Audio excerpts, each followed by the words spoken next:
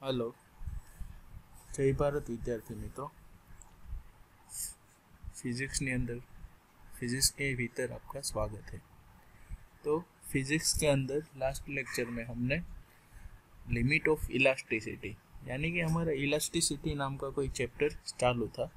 उसके अंदर हम देख रहे थे कि क्या होता है इलास्टिक प्रॉपर्टी, कैसे वो वर्क करती है और उसका यंग मॉड्यूलस, बल्क मॉड्यूलस, वो सब हमने देख चुका है। अब हम लास्ट में हमने टॉपिक कवर किया था कौन सा, लिमिट ऑफ इलास्टिसिटी। तो लिमिट ऑफ इलास्टिसिटी क्या था, तो मैंने आपको एक रबर बैंड के एग्जांपल के ज़रिए समझाया था कि जैसे कोई एक रबर बैंड है, उसे हम खींचते हैं, फोर्स लगाते हैं, डिफॉर्म करते हैं तो वो डिफॉर्म हो जाता है। लेकिन वो डिफॉर्मिंग फोर्स रिमूव करने के बाद क्या होता है कि जैसे पहले स्थिति में था हमारा रबर बैंड, वो पहले की स्थिति प्राप्त कर लेता है। तो वो प्रॉपर्टी हुई हमारी इलास्टिसिटी। फिर क्या होता है कि हम कोई ज़्यादा फोर्स लगाएंगे उस पर, तो क्या होगा, तो वो ज़्यादा फोर्स लगाएंगे, फिर भी फोर्स दूर करने के बाद वो अपनी परिस्थिति में, मूल स्थिति में वापस आ जाएगा, वापस आने की ट्राई करेगा। लेकिन जैसे जैसे फोर्स बढ़ाते जाएंगे वैसे वैसे उसकी डिफॉर्मेंट स्थिति में फेरफार होता चला जाएगा। जैसे कि बहुत ज़्यादा फोर्स लगा दिया तो क्या होगा कि कैपेसिटी के बाहर उस पर फोर्स आ गया तो वो क्या होता, ब्रेक हो जाएगा, टूट जाएगा। लेकिन हम कितना फोर्स लगाते हैं कि उतना फोर्स हम लगाते हैं कि जितने में वो मैक्सिमम फोर्स के अंदर जब हम फोर्स दूर करेंगे तो अपनी मूल स्थिति में वापस आ जाएगा। यानी कि मैं कोई एग्जांपल के जरिए आपको समझाऊं कि कोई रबर बैंड है, ठीक है, कोई रबर बैंड है, उस पर हम 50 किलो न्यूटन फोर्स लगाए तो वो टूट जाता है। यानी कि उसका ब्रेकिंग पॉइंट कितना हो गया, 15 किलो न्यूटन। और मैं आपको बता देता हूँ कि 30 किलो न्यूटन तक हम उसको फोर्स लगाए तो क्या होगा कि वो अपनी मूल स्थिति में वापस आने की ट्राई करता है। मान लो उस रबर बैंड को मैंने 10 किलो न्यूटन फोर्स लगाया, तो उसमें क्या होगा कि जब मैं 10 किलो न्यूटन का फोर्स दूर करूंगा उस पर से, उस सिस्टम पर से, तो वो अपनी पहले जैसी स्थिति में वापस आ जाएगा। फिर मैं 20 किलो न्यूटन फोर्स लगाता हूँ, फिर भी वो अपनी पहले जैसी स्थिति में आ जाएगा। 30 किलो न्यूटन लगाता हूँ तो 30 किलो न्यूटन में भी वो पहले जैसी स्थिति में आ जाएगा। लेकिन मैं 30 से ज़्यादा 35 लगा देता हूँ, 35 किलो न्यूटन का फोर्स, तो क्या करता है कि रबर टूटता नहीं है, हमारा टूट नहीं जाता है। क्या होता है, फोर्स लगाने के बाद वो पहले जैसी स्थिति में नहीं आता है, यानी कि वो चौड़ा का चौड़ा रह जाता है। तो क्या हुआ, वहाँ पे इलास्टिक लिमिट वहाँ पे उसकी पहुँच गई। यानी कि अब 30 किलो तक न्यूटन फोर्स था हमारा, तब तक के लिए हमारा जो पदार्थ है, हमारी जो सिस्टम है, वो अपनी ओरिजिनल पोजीशन गेन कर लेती थी। लेकिन जैसे ही 30 के ऊपर मैंने 31 लगाया तो क्या हुआ, वो परमानेंटली डिफॉर्मेशन में चला गया। यानी कि वो वापस नहीं आता है अपनी मूल परिस्थिति में, तो अपनी पहले वाली शेप और साइज गेन नहीं कर सकता है। तो मैक्सिमम फोर्स कितना हुआ कि जिसके लिए वो अपनी ओरिजिनल पोजीशन गेन कर सकता है, तो वो हो गया हमारा maximum force 30 kilo Newton, 30 kilo newton का। तो जो हमारा 30 किलो न्यूटन की वैल्यू आई, 0 से लेकर 30 किलो न्यूटन की वैल्यू आई, वो होती है हमारी इलास्टिक लिमिट। यानी कि 30 से ज़्यादा, 31 भी हम करेंगे, 30.5 भी अगर करेंगे तो क्या होगा, हमारा जो पदार्थ है वो अपनी इलास्टिक पोजीशन में नहीं रहेगा, परमानेंटली डिफॉर्म में चला जाएगा। तो वो हो गया हमारी इलास्टिक लिमिट। लिमिट यानी कि कोई रेंज, तो कौन सी रेंज, तो इलास्टिक वाली रेंज। यानी कि हमारा पदार्थ है जो इलास्टिक पदार्थ है, हमारा जो पदार्थ वो इलास्टिक रह सके, उसकी लिमिट को हम बोलते हैं इलास्टिक लिमिट। जैसे कि हुक्स लॉ है, हुक्स ने क्या कहा था कि within the elastic limit के भीतर stress is directly proportional to strain, यानी कि जैसे जैसे स्ट्रेस बढ़ता है कोई पदार्थ में, वैसे वैसे उसका स्ट्रेन भी बढ़ता चला जाता है। लेकिन मेन शब्द क्या था हमारा वहाँ पे, मेन वर्ड क्या था कि within the elastic limit. तो आपको इलास्टिक लिमिट क्या है वो पता चल गया है। तो यहाँ तक हमने लास्ट लेक्चर में पढ़ा था। अब यहाँ से थोड़ा आगे चले जाएंगे कि क्या आता है वो देखते हैं। तो अब आता है ब्रेकिंग स्ट्रेस। ब्रेकिंग स्ट्रेस, सबसे पहले तो ब्रेकिंग क्या है? ब्रेकिंग यानी कि टूटना। मैंने आपको अभी एग्जांपल में बताया कि रबर बैंड जो है हमारा 50 किलो न्यूटन का फोर्स वहाँ पे आता है तो वो टूट जाता है। 30 किलो न्यूटन क्या होता है, उसकी इलास्टिक लिमिट रहती है, यानी कि 30 किलो न्यूटन से फोर्स हम लगाएंगे तब तक वो रबर जो है हमारा, जो पदार्थ है हमारी, जो सिस्टम है हमारा, वो क्या करेगा कि अपनी पहले वाली ओरिजिनल शेप और साइज को गेन कर लेगा। लेकिन उससे ज़्यादा अगर जो लगाते हैं, इलास्टिक लिमिट के बाहर लगाते हैं, तो उसमें परमानेंटली डिफॉर्मेशन आ जाता है। तो अब बात करते हैं ब्रेकिंग स्ट्रेस। ब्रेकिंग स्ट्रेस यानी कि वो मैक्सिमम स्ट्रेस जो हमारा पदार्थ क्या करे, सहन कर सके, उससे ऊपर हमने थोड़ा सा भी स्ट्रेस डाला तो हमारा जो पदार्थ है वो टूट जाता है। यानी कि हमारे केस रबर बैंड में हो गया 50 किलो न्यूटन वाला फोर्स, कि 50 किलो न्यूटन वाला फोर्स तक हमारा जो पदार्थ है वो खींचता है। हाँ, वो मैटर नहीं करता है कि फिर वो इलास्टिक लिमिट पहले जैसा शेप और साइज गेन करता है कि नहीं करता है। ब्रेकिंग स्ट्रेस में वो कोई मायने रखता नहीं है। ब्रेकिंग स्ट्रेस में एक ही वर्ड मायने रखता है कि वो है ब्रेकिंग। ब्रेकिंग यानी कि पदार्थ का टूटना। तो हम 50 किलो न्यूटन तक पदार्थ को खींचते हैं हमारी रबर बैंड को, और बाद में वो टूट जाता है। यानी कि अगर मैं उस पर 51 किलो न्यूटन का फोर्स लगाऊंगा तो क्या होगा, हमारा जो रबर बैंड है वो टूट जाएगा। तो हमारी कई मैक्सिमम वैल्यू के लिए हमारा पदार्थ है वो टूटता नहीं है। तो वो हो गया 50 किलो न्यूटन। तो जो 50 किलो न्यूटन है वो हो गया हमारा ब्रेकिंग स्ट्रेस। तो अब डेफिनेशन देखते हैं। The minimum value of the stress required to break a wire is called the breaking stress. यानी कि जो हमारी मिनिमम वैल्यू है कि कोई पदार्थ को तोड़ने के लिए, उसे बोलते हैं ब्रेकिंग स्ट्रेस। मिनिमम क्यों बोला? क्योंकि 50 किलो न्यूटन है, उतना फोर्स लगाएगा तो टूटेगा हमारा रबर। 49 लगाएगा तो नहीं टूटेगा, 49.99 में भी नहीं टूटेगा, 50 किलो न्यूटन में टूट जाता है।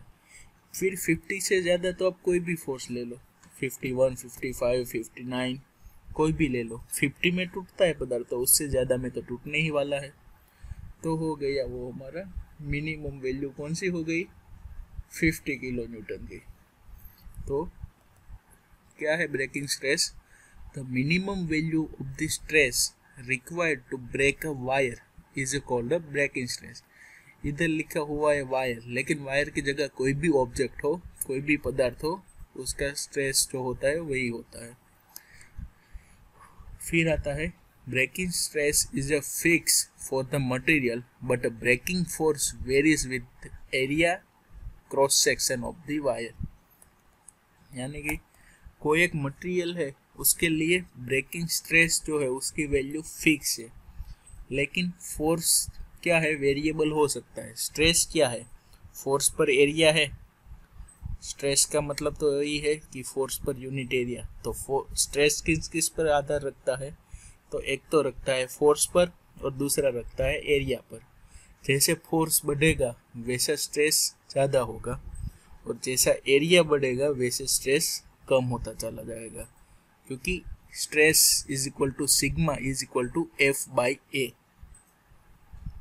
अब क्या होगा, दो वायर है, दोनों मटेरियल है, उसमें हम स्टील डालते हैं दोनों वायर में, लेकिन एक वायर का जो डायामीटर है वो 1 सेंटीमीटर है और दूसरे का जो है वो 10 सेंटीमीटर है। दोनों की लेंथ सेम है, दोनों का मटेरियल सेम है, लेकिन डायामीटर में थोड़ा सा हमने वेरिएबल रखा है। तो अब प्रैक्टिकली है, आप ही बता सकते हो कि मुझे 1 सेंटीमीटर वाला जो डायामीटर है उसे तोड़ना हो और 10 सेंटीमीटर वाला डायामीटर का जो वायर है उसे तोड़ना हो, तो किस में ज़्यादा फोर्स लगेगा? ऑब्वियसली 10 किलो न्यूटन वाला 10 सेंटीमीटर में। तो जो हमारा ब्रेकिंग फोर्स है वो एरिया के साथ वेरी करता है। फिर आता है सेफ्टी फैक्टर। ये सेफ्टी फैक्टर जो है वो आप कोई भी चीज़ अगर डिज़ाइन करते हो, जैसे कि कोई अब बिल्डिंग की डिज़ाइन करते हैं तो उसके अंदर कौन सा मटेरियल जाएगा? कंक्रीट और स्टील जाएगा।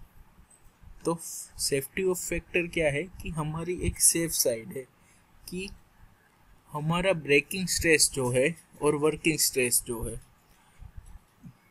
हमारे रबर में मैं आपको समझाता हूँ, रबर में हमने 50 किलो न्यूटन वाला जो फोर्स है वो हमारा ब्रेकिंग स्ट्रेस हो गया, लेकिन हम ऐसा अनुमान करके चलते हैं कि 50 किलो न्यूटन पर तो टूट ही जाता है हमारा पदार्थ, लेकिन हम क्या बोलेंगे कि हम ऐसा अनुमान लगाएंगे कि 50 तक तो टूट जाता है, लेकिन मैं ऐसा सोचता हूँ कि अगर मैं ये मटेरियल कहाँ पे यूज़ करूँगा तो उस पर 40 किलो न्यूटन का फोर्स आएगा ना, तो वो टूट जाएगा। यानी कि उसकी लिमिट तो 50 तक है, लेकिन मैं हमारी सेफ्टी के लिए क्या मान के चलता हूँ कि उसके ऊपर 40 किलो न्यूटन का ही लोड वो सह सकेगा। दर्द को 50 तक सह सकता है, लेकिन मैं क्या मान के चलूँगा कि उस पर 40 किलो न्यूटन का ही आएगा। तो जो मैंने 10 किलो न्यूटन का बीच में वेरिएशन रखा तो वो हो जाता है फैक्टर ऑफ सेफ्टी, यानी उसे हम बोलते हैं सेफ्टी फैक्टर। तो safety factor is equal to breaking stress जो 50 किलो न्यूटन का है divided by working stress. Working यानी कि हम कौन सा मान के चलते हैं, 40 किलो न्यूटन वाला मैंने मान लिया, तो 50/40 जो हमारा हुआ वो हो जाएगा हमारा फैक्टर ऑफ सेफ्टी। अब आगे देखते हैं।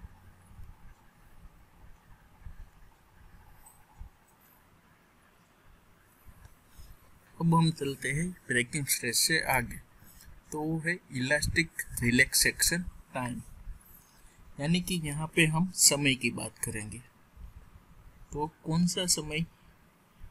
तो हमने कोई पदार्थ को खींचा है, उस पर फोर्स लगाया है, तो इलास्टिक पदार्थ है, हमने फोर्स, यहाँ पे भी हम इलास्टिक वाला चैप्टर पढ़ते हैं, तो कोई भी पदार्थ होगा वो कौन सा होगा?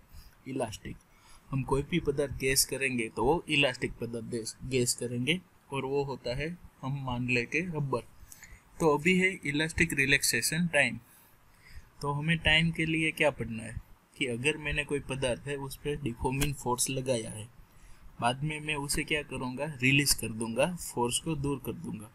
तो जो हमारा पदार्थ है वो अपनी पहले जैसी ओरिजिनल शेप और साइज में आने के लिए क्या करेगा?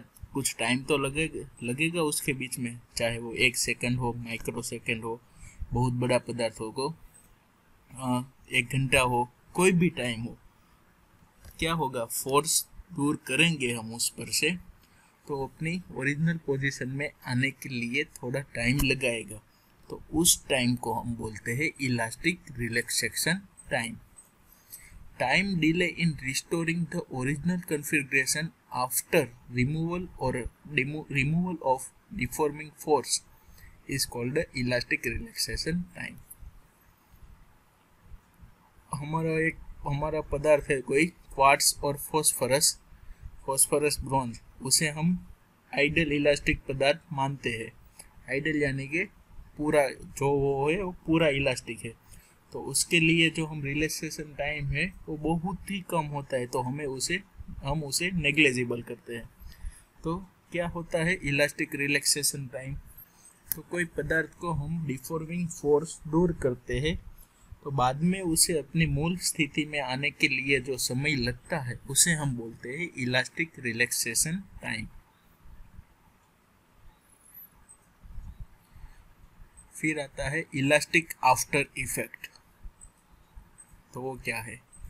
a temporary delay in regaining the original configuration by the elastic body after the removal of deforming force is called the elastic after defect. कि इलास्टिक के बाद की कोई इफेक्ट है उसे बोलते हैं इलास्टिक आफ्टर इफेक्ट, और उसके अंदर क्या आता है, the temporary delay in regaining the original configuration by the elastic body after the removal of deforming force, यानी कि मैंने कोई फोर्स पर से, कोई पदार्थ पर से डिफॉर्मिंग फोर्स हटा दिया तो बाद में वो अपनी मूल परिस्थिति में आता है, उसे ही हम बोलते हैं इलास्टिक आफ्टर इफेक्ट, और उसमें जो टाइम लगता है उसे बोलते हैं इलास्टिक रिलैक्सेशन टाइम। फिर आता है इलास्टिक फटिग। तो वो क्या होता है, the property of N elastic body by virtue of which its behavior become less elastic under the action of repeated alternating deforming force is called the elastic fatigue। तो elastic fatigue क्या होता है कि हमने कोई रबर बैंड की बात कर लेते हैं, तो हम बार बार उसे खींचते हैं और बार बार उसे छोड़ते हैं, तो क्या होता है कि वो धीरे धीरे धीरे करके अपना इलास्टिक प्रॉपर्टी हो जो है वो लॉस कर देता है। यानी कि आपने एक रबर को पहली बार खींच के छोड़ दिया और वही रबर को आप नंबर ऑफ टाइम यानी कि 100 बार खींचते हैं, और जो 100 भी बार पे खींच के छोड़ देते हैं, तो उसमें क्या होगा कि पहली बार जो इसने उसकी original shape and size perfectly gain करी होगी, और 100वीं बार क्या होगा कि वो पहले जब स्टार्टिंग में जिसने उसे इलास्टिक प्रॉपर्टी गेन करी वैसी वो 100 की बार में नहीं करेगा, थोड़ा सा लूज पड़ जाएगा, तो उसे बोलते हैं इलास्टिक फटीग। कि बार बार रिपीट करने के लिए कोई भी चीज़, कोई भी फोर्स हम उस पर अप्लाई करते हैं और रिमूव करते हैं, ऐसे रिपीटेशन करने के बाद कोई पदार्थ की इलास्टिसिटी प्रॉपर्टी में लॉस हो जाता है, उसे हम बोलते हैं इलास्टिक फटीग। अब आता है डक्टाइल मटेरियल। डक्टाइल मटेरियल यानी कि क्या, अब आप इलास्टिसिटी लिमिट में आपको समझाया कि हमारा रबर है, एग्जाम्पल के तौर पे वो 30 किलो न्यूटन फोर्स पर क्या होता है, उसकी इलास्टिक लिमिट आ जाती है, लेकिन उसका ब्रेकिंग पॉइंट क्या था, 50 किलो न्यूटन। तो 30 और 50 के बीच में जो बचा उसका क्या, 30 तक इलास्टिक है, 50 तक टूट जाता है, तो 30 और 50 के बीच में क्या होता है, प्लास्टिक बन जाता है। यानी कि वो टूटता नहीं है, लेकिन उसमें पूरा का पूरा डिफॉर्मेशन आ जाता है अपने मूल परिस्थिति के अलावा, तो हम उसे बोलते हैं डक्टाइल मटेरियल। तो और डक्टिलिटी कि जितना वो रेंज ज़्यादा उसे ज़्यादा डक्टिल बोलते हैं। डेफिनेशन देखते हैं, the material which show the large plastic range beyond the elastic limit are called ductile material. यानी कि 30 से 50 तक हमारा मटेरियल है वो प्लास्टिक है। प्लास्टिक यानी कि क्या, उस पर फोर्स लगाएंगे ना तो वो फिर इलास्टिक नहीं रहेगा, उसके अंदर डिफॉर्मेशन आने लगेगा, जिस हिसाब से फोर्स आएगा उस हिसाब से वो डिफॉर्मेशन बताएगा। तो कोई पदार्थ है उसकी जितनी भी प्लास्टिक रेंज ज़्यादा, उसे ज़्यादा डक्टाइल मटेरियल हम बोल सकते हैं। जैसे कि हमारा स्टील है, उसकी बहुत ज़्यादा है प्लास्टिक रेंज, वो कैसा करता है, सबसे पहले तो हुक्स लॉ इलास्टिक लिमिट तक फॉलो करता है, बाद में उसमें डिफॉर्मिंग आता है, तो यानी कि ज़्यादा प्लास्टिक रेंज आता है, और बाद में उसमें ब्रेकिंग पॉइंट आता है, वहाँ तक वो फेल हो जाता है। एग्जाम्पल तौर के हम देख ले ductile material, copper, silver, iron, aluminium, जो मेटल है वो हमारी ज़्यादातर डक्टिलिटी होती है। और ductile material are use for the making a spring और अ सीट, और स्प्रिंग और वो सब बनाने के लिए डक्टाइल मटेरियल है वो यूज होता है। फिर आता है ब्रिटल मटेरियल। ब्रिटल यानी कि जल्दी से टूट जाता है, जल्दी से टूट जाए, जैसे कि आप कांच ले लो, तो क्या होता है, उस पर आप फोर्स डालोगे नहीं तो इलास्टिक रहेगा, जल्दी से टूट जाएगा। तो क्या होता है कि इलास्टिक और प्लास्टिक दोनों के बीच में जो रेंज होती है वो होती ही नहीं है, और होती है तो बहुत ही कम होती है। जैसे कि हमारा ग्लास है, वो ईट हो गया, वो सब क्या है, brittle material. The material which show a very small plastic range beyond the elastic limit are called the brittle material. यानी कि मान लो कि कोई पदार्थ है 30 किलो न्यूटन तक उसकी इलास्टिक लिमिट है, और उसका क्या होगा, ब्रेकिंग पॉइंट 31 या 32 के आसपास होता है। तो यानी कि रेंज है वो बहुत कम होती है। कौन सी रेंज, तो प्लास्टिसिटी वाली रेंज। तो जिस मटेरियल की प्लास्टिसिटी वाली रेंज बहुत ही कम हो उसे बोलते हैं ब्रिटल, और जिसकी रेंज ज़्यादा हो उसे बोलते हैं कौन सा आगे बढ़ा, वो डक्टाइल मटेरियल। तो ब्रिटल मटेरियल और डक्टाइल मटेरियल वैसे मान सके तो एक दूसरे के अपोजिट है।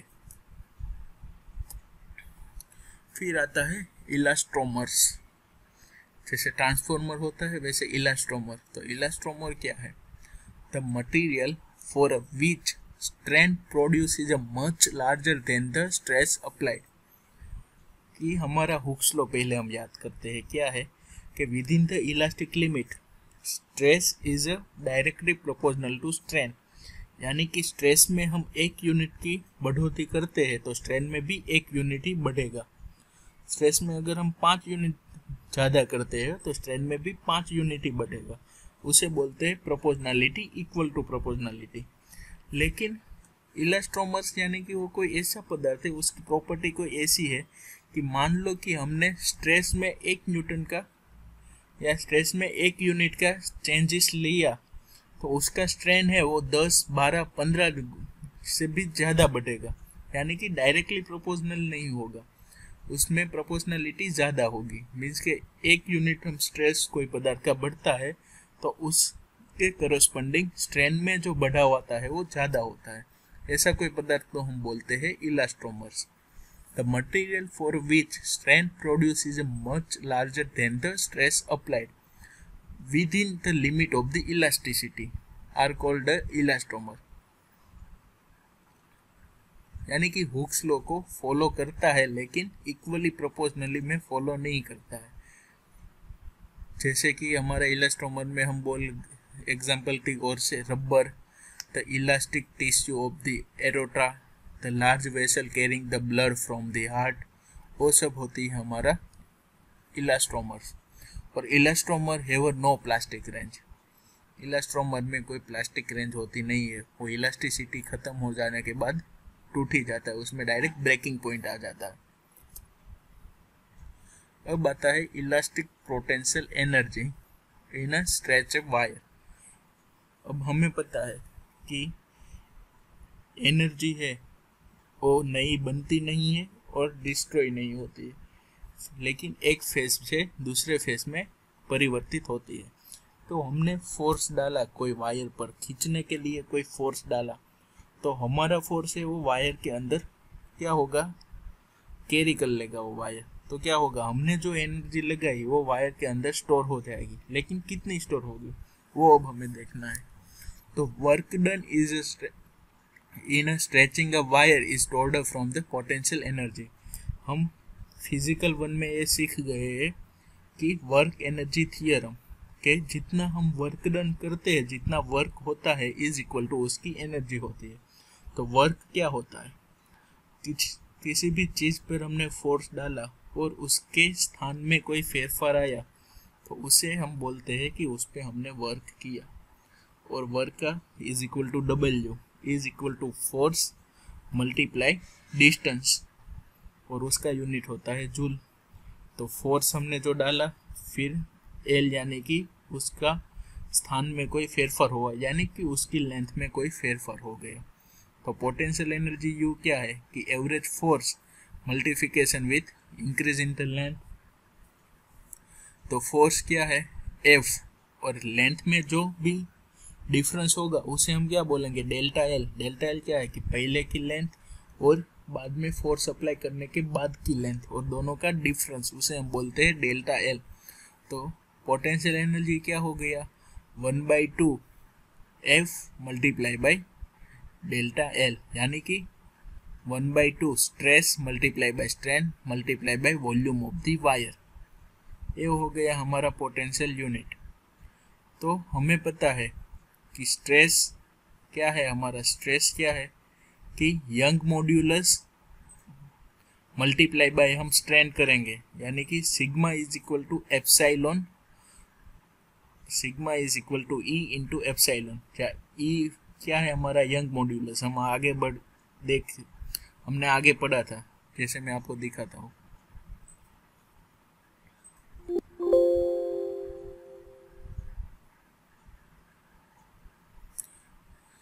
यंग मॉड्यूलस, तो यंग मॉड्यूलस क्या है, is equal to normal stress upon strain, normal stress upon longitudinal strain.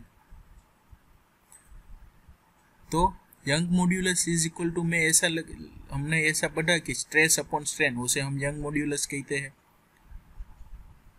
तो यहाँ पे जो स्ट्रेस है तो वो क्या हो जाएगा, stress is equal to strain into Young modulus में ले सकता हूँ, तो मैंने यहाँ पे वही लिया, stress is equal to strain into Young modulus. तो स्ट्रेन इंटू स्ट्रेन क्या हो जाएगा, स्ट्रेन स्क्वायर हो जाएगा।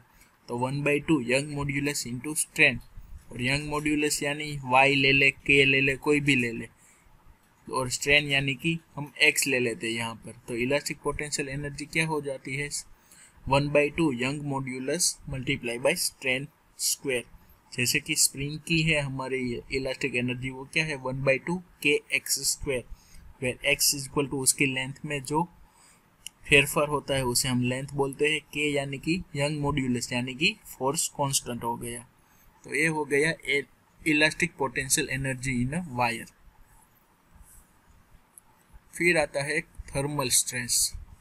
वो क्या होता है, अगर हमें पता है कि कोई भी मेटल की चीज़ हो उसे हम गर्म करते हो तो उसकी लेंथ में क्या होता है, उसकी लेंथ बढ़ती है, और वैसे ही अपोजिट उसे हम ठंडा करते हैं तो उसकी लेंथ है वो कम हो जाती है। तो लेंथ बढ़ना और कम होना वो कब है, कोई फोर्स लगेगा तभी होगा उस पर। जैसे कि हमने रबर में देखा है कि उसकी लंबाई बढ़ती है तो हमने उस पर फोर्स लगाया था, और फोर्स लगाया यानी कि उसके साथ स्ट्रेस आया होगा, फोर्स पर एरिया यानी कि वो स्ट्रेस।